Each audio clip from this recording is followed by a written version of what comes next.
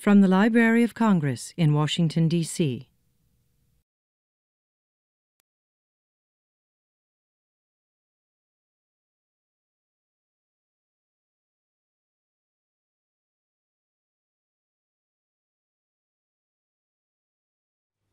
Welcome everybody to yet another Book Arts talk here at Rare Book and Special Collections Division. As always, it's nice to see such a large crowd. I tried to convince Alice that she should keep her expectations low, and I'm glad you all came through, overpacking the room once again. I've known Alice Austin for quite some time. I actually knew her before I knew her books.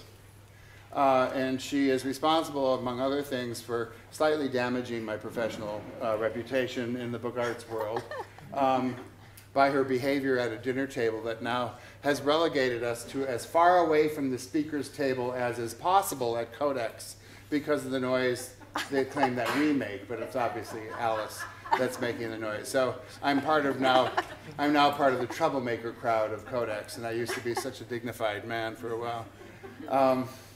Alice hails from Philadelphia, is a wonderful bookmaker. Her personality is very much found in her books, and her books very much describe her. Creative, innovative, colorful, playful, serious, close attention to detail, long focus on the book arts. She's at the Library Company of Philadelphia, where she works as a book conservator. She's been making books for a very long time. She also teaches book structure at colleges in Philadelphia and elsewhere. And also her books can be found in numerous publications about recent and contemporary artist books. We decided to help her out a little bit. She sent us a title that we decided didn't really suit her talk. Her talk really is entitled Sculptural Books. We, however, had been having a run of structural books, so we just automatically typed structural books. By the time she pointed out, it was too late. So rather than owning up to the mistake, we told her really this. We really felt the talk really was more about. So she's going, as a result, she's going to spend her time talking about the relationship between book structure and sculptural books. She's a real delight. She's a real joy. And I'm thrilled to have her here. And I'm also very excited that you're really going to have a chance to really get a sense of her books. We're very proud to have her here. Alice. Thank you, Mark.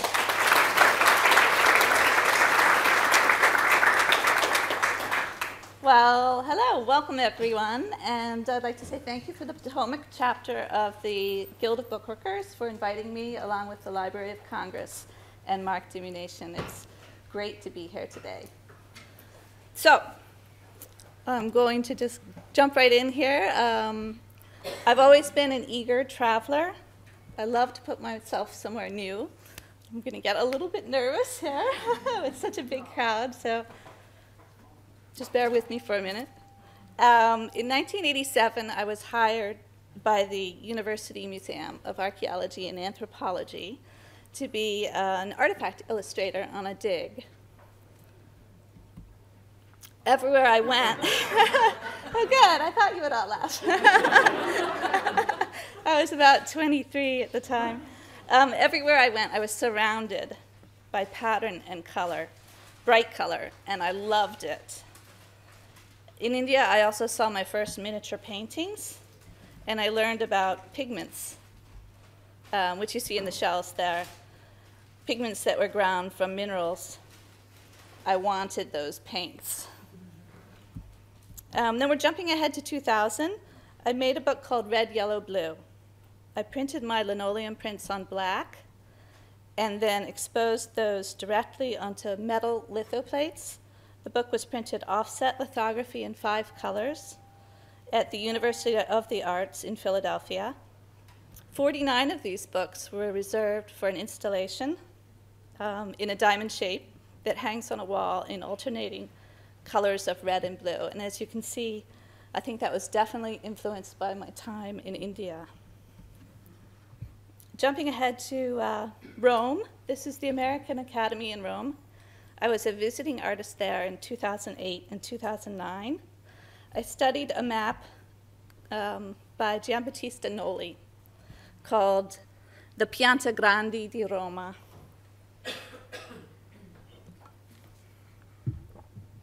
It was the first accurate plan map of Rome. Noli had papal permission to enter every building in Rome and measure.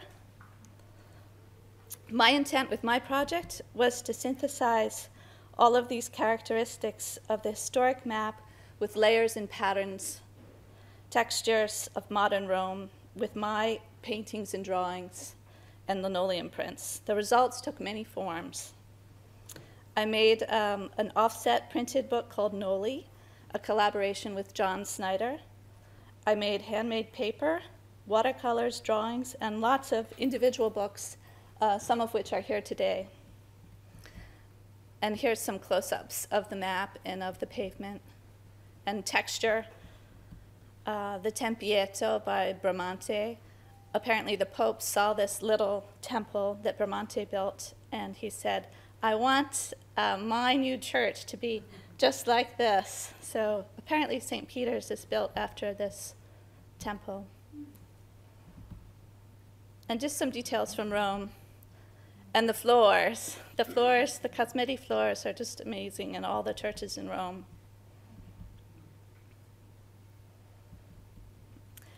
And then when I got back home, I decided I needed to go to Girdle paper mill in New York City and make paper for my project.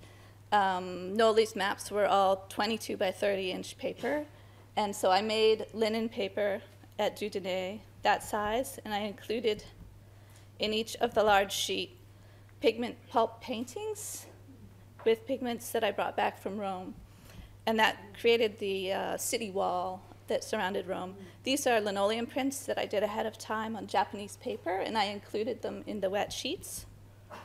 And then this is a finished piece. I went back to my studio with the pulp paper painting pieces that I made, and I drew on them, and I printed on them, and I created a big piece. This is my interpretation of Noli's map of Rome. So this is my Pianta Grande di Roma. It was exhibited at the Episcopalian Gallery in Denver, and the University of Denver bought it, and it hangs permanently in their library. Each sheet is 22 by 30 inches. And then I did a whole series of unique books. This one is here today. This is a Limp vellum binding. The map of Rome is drawn on the cover with a quill pen and ink. And then the inside is linoleum prints and etchings and some of that handmade paper, the linen paper. So you can take a look at that. It's here. This is the opening spread. That red line is part of the wall that's in the pulp. That's the colored pigmented pulp. And then this is my offset edition called Noli, the one that I collaborated with John Snyder and made. That's also here. It's a single fold of paper, and it was printed offset lithography at the University of the Arts. When it's unfolded all the way, this is what it looks like. The center image is my linoleum print of the Campidoglio design for the pavement by Michelangelo. And then just various other locations from the map and from my drawings. But you can see it after the talk. This is what a Heidelberg press looks like, in case you've never seen one. It's an offset press. So that means this is the book Noli in process. Your images are exposed directly onto these metal plates, and then they run on the press. This press runs one color at a time. And mixing the ink, you have to mix a lot of ink. And this is one of my unique books from that whole project. This is called Rome Panorama, and the panels are cut and folded and include different prints. And this is also here for you to look at. Then on to the next journey.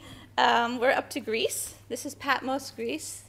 I went to study manuscript illumination at St. John the Theologian. This is in the library. Very few people are allowed into the library, and usually they don't allow women at all. So we were a very lucky, special group. And the man with the white gloves was our teacher for the week, and we learned all about grinding pigments and what to mix with them, and we painted an illumination. We spent the entire week in this little room while my husband was out riding around on a scooter. So we copied just one illumination from the book using photographs after having seen the original in the library, and it was a great experience. Really made me appreciate medieval scribes. Then from Greece, I went on to Venice, where I was a book artist in residence at the Scuola Internazionale di Grafica. I was teaching book arts for a month to Italians and also working on my own work. I did a whole series of copperplate aquatints. And here's just a few slides, gratuitous shots of beautiful Venice. There's so much to be inspired by there.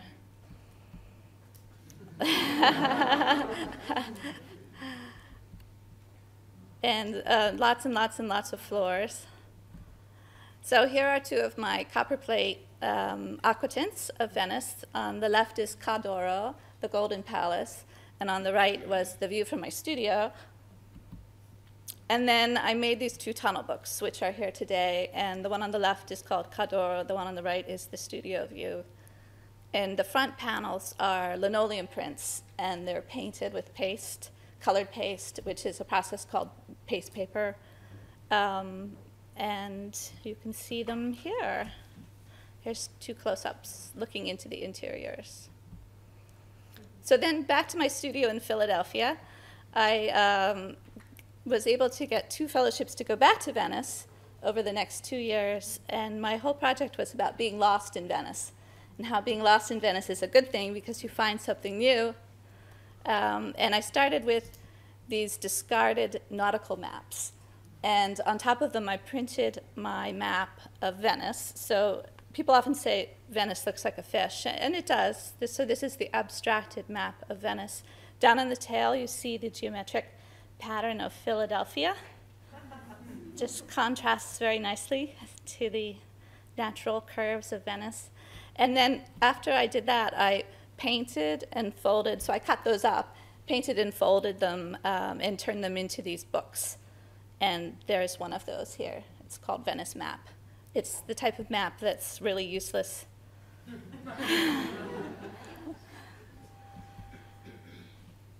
And it's a series of 5 unique books. They're all slightly different. This is my Venice Sketchbook. Every time I go away, I make myself some kind of special sketchbook, and I keep lots of drawings and notes. And I always wish I would do that just living in Philadelphia, because I see a lot at home, and somehow I never pay as close attention. But here's one of my views. I just love going back to my sketchbooks because I've noted so many things that I use later on. This is another sketchbook, a Limp Vellum, with an image that I love printed on the cover. Limp Vellum, they make great sketchbooks. They're so sturdy. And then this is my most recent tunnel book. This is called Mosaic, and this is here for you to see today. It's really a celebration of the patterns in the floor mosaics of San Marco Cathedral. You also see those patterns everywhere else in churches in Italy, but specifically standing on the floor in San Marco, you really feel like you're going to get dizzy and fall down when you're looking at your feet, because it's just amazing. Then I was invited to be an artist in residence in Austria.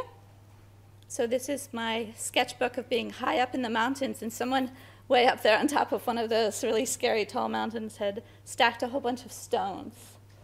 And I just loved that. I taught there also and exhibited with a group called Art House 4.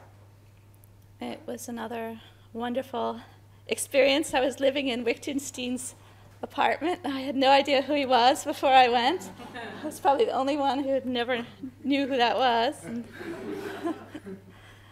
It's an apartment that the state of Austria saves for artists, and I was actually the first visual artist to go. Usually they have writers and philosophers. I was able to make paper at a historic paper mill there, which was fabulous. So we cut up all our own material from old clothes that we collected from people from the village, natural fibers, and made this great paper. And then we did a whole series of artwork with the paper, and I made a unique book from that when I got back home. This is the cover. It's Limp Vellum, that's purple vellum. And that's one of the inside shots. That's a paste paper. And the book is called Into the Blue, and it actually has a little bit of text. And that, I'm just laughing because lately none of my books have text. And people say, how can you make a book without text? Well, I do. And this is a shot of a book from work from the Library Company of Philadelphia. If you aren't familiar with the Library Company, it was founded by Benjamin Franklin in 1731. It's America's oldest cultural institution. And we have a huge collection of early Americana, so please come and visit. It's open to the public. Anyway, this is one of the older books, and I just loved, because I was interested and still am in medieval books, I loved the way the scribe worked around those natural defects in the vellum. This is an image of the cover. And then the pesky clasps. Clasps are very difficult to make, and if you're making an old book, or one with wood covers and one that has vellum pages, you have to make a clasp, because vellum does not want to stay closed. It's a natural material that stays alive, and it's very springy. So at this point in my career, I decided that what I really needed to do was make my own illuminated manuscript without any words, but all image-based.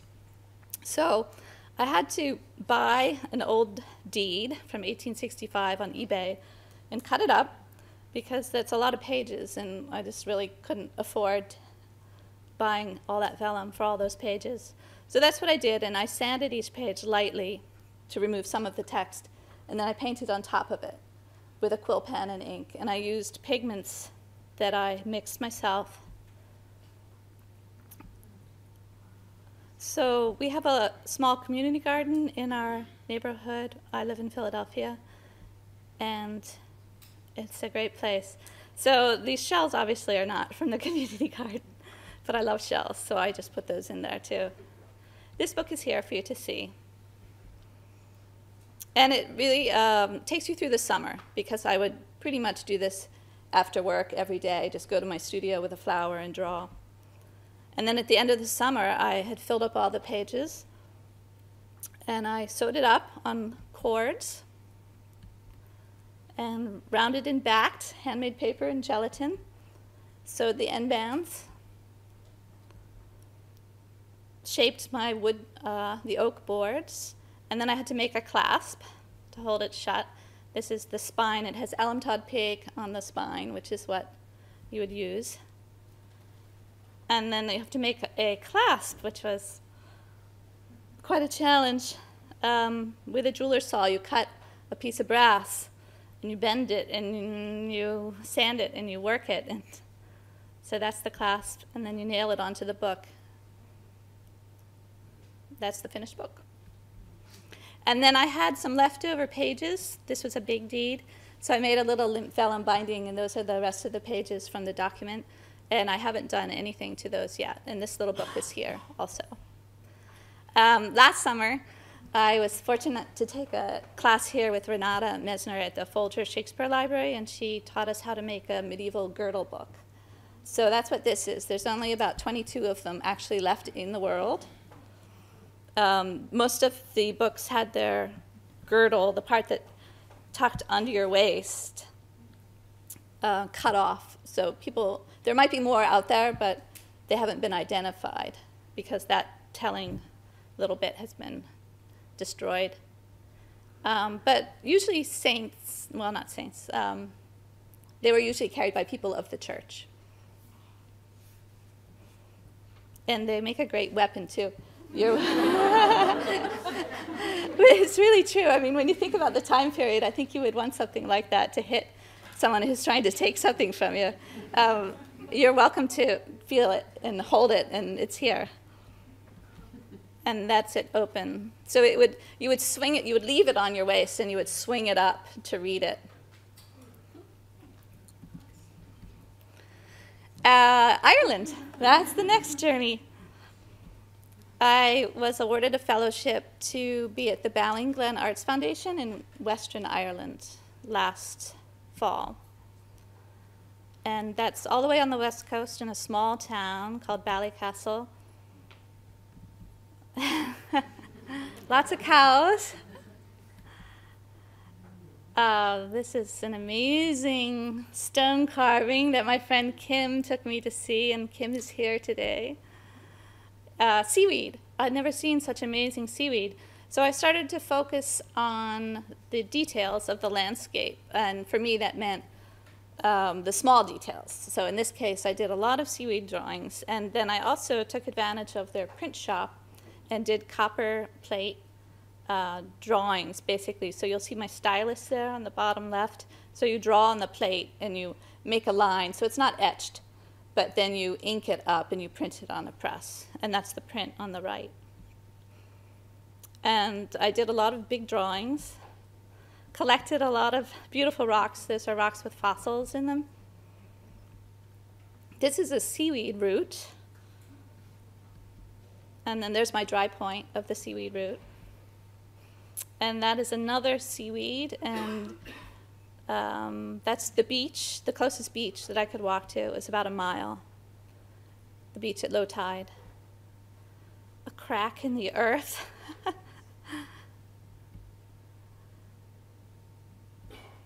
This is peat. Peat being cut. And Kim also taught me how to make a peat fire in my cabin in my little stove, which is pretty amazing. Mackerel were running when I was there, so I started painting the mackerel.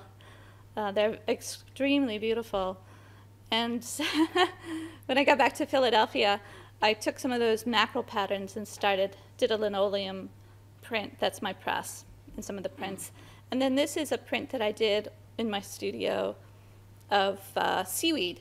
And I'm working with the seaweed imagery right now in my work. I just got back from a great residency, well, a school called the Paper and Book Intensive. And I was making paper there using stencils in the pulp paper making process to create this imagery within the paper. This book is all about Ireland, and I bound it when I got home. I was working on large sheets, and then I chopped them up to make the book. And then the rocks are everywhere. So I spent one whole day drawing rocks. I call it my rock gesture drawing book. And I put this paperback cover on it when I got home. And that book is here. And this is also the coastline. It's quite severe. That's a whale spine. And that's my Limp Vellum from that journey. I often used it as a rain guard. So it got nice and weathered. And I think that's it. There I am, hard at work. And on to the next adventure. Thank you so much.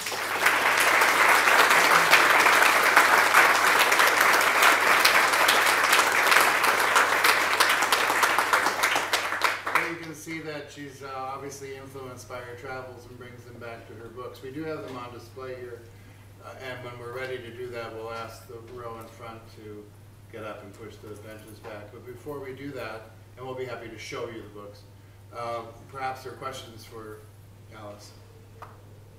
Yeah. Just a comment. Down at the base of Capitol Hill, Botanical Gardens, maybe you've seen it. There's yeah, I have. Wonderful thing on roots. Mm-hmm. Since you were drawing roots. Yeah, thank you. Actual roots, 15 feet long. Great. And also, in your sketchbooks, do you just use vellum or paper you made or paper you buy? The vellum is always the cover, and then the paper. I have a variety of papers that I like to use for the pages.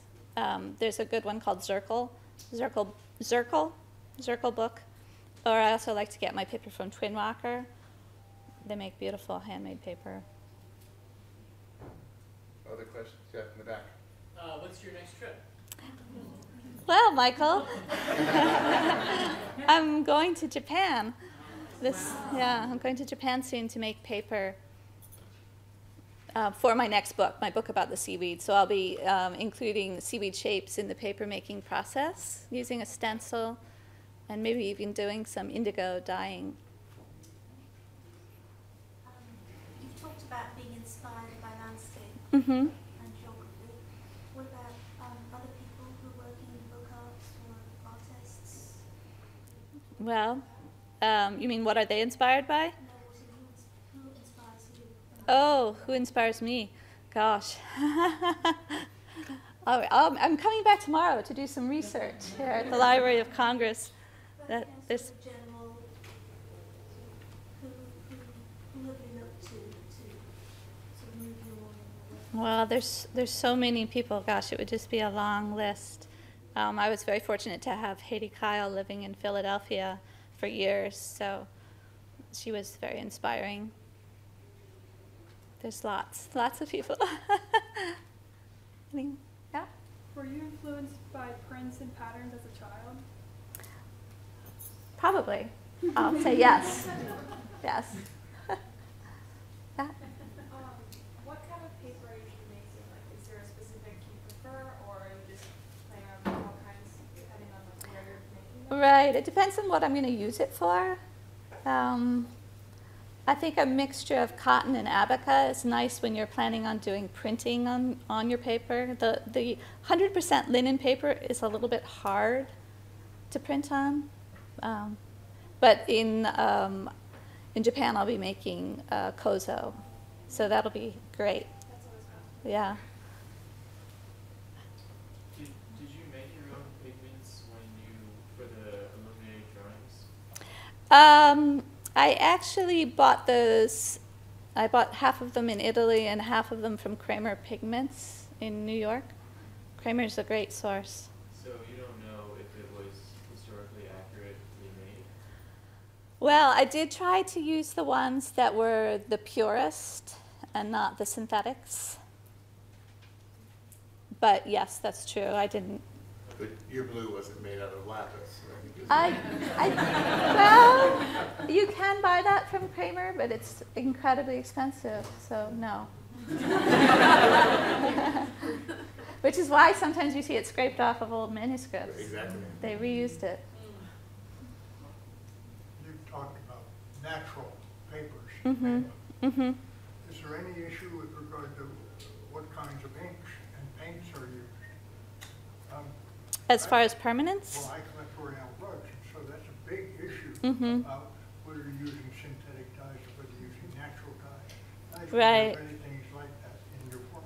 Right. Well, I'm very concerned with permanence. Yeah, so I'm very careful about using things that are acid-free and using pigments and not dyes. So I think they're pretty stable. So, why didn't you do artist books? Like, did you actually, like, did you say, hey, I just want to be an artist or specialize in artist books? I've always known that I was an artist, absolutely, from when I was a child. And when I was in art school, I was a sculpture major, and I had never heard of artist books back then. It was a pretty quiet community. It was smaller then. So after I graduated, I got the various jobs in conservation and also doing the artifact illustration. So it all meshed together very well, and then I found this whole group of people who did artist books. So you still work as an artist? Yes. Yes. I have to say, if you follow her life in any kind of social media, unlike almost any other book artist I've known, she is always doing art. It's a cup of coffee and a sketch. It's a trip and a painting. She's constantly making art. Yeah. Yes. Hi, I was a few minutes late. You must have started on the dot. I think I did. I think I jumped right in to get past that horrible first 5 minutes. But I was curious, maybe you've already covered this. What launched you into becoming a peripatetic artist? I mean, going all over the world. I mean, what was your first big breakthrough that got attention and set the pattern Well, I think I have 2 sons. One of who's here today, and they finally got to that age where I felt it was safe to leave them. And my best friend Miriam is here today too, and she made that possible. And so at that point in my life, I knew I could start traveling again and going on these adventures. And it was that freedom that made it possible. Switch from sculpture to bookmaking? Well, unfortunately for me, I loved stone carving and forging and metalworking. So that's very, very, very slow work. And I hauled my stones around with me for years, moving from one apartment to the next. And right now they're all sitting in my studio, all lined up, and I haven't carved one for quite a few years. So, but I think I carve my linoleum, and I love the linoleum probably for that reason. And then the book structures, I mean, that's what I love about books. They're objects. I'm sorry, did you say the word structure? They're sculptural structures. Yes. Yeah. Anyone else? So in doing all those books, what would you say has been your greatest challenge in doing all those books? Oh gosh, that's a good question. Finishing an edition is a challenge because I'm always so ready to start my next book that it's kind of painful to actually have to physically finish an edition. So my editions have been getting smaller. But making an edition is a wonderful thing because then you have books that you can sell and you don't miss them. Whereas the unique books I actually don't really like to sell, but they're stacking up at my house. So if anybody wants some. I think we'll leave on that. Let's thank Alice for her talk.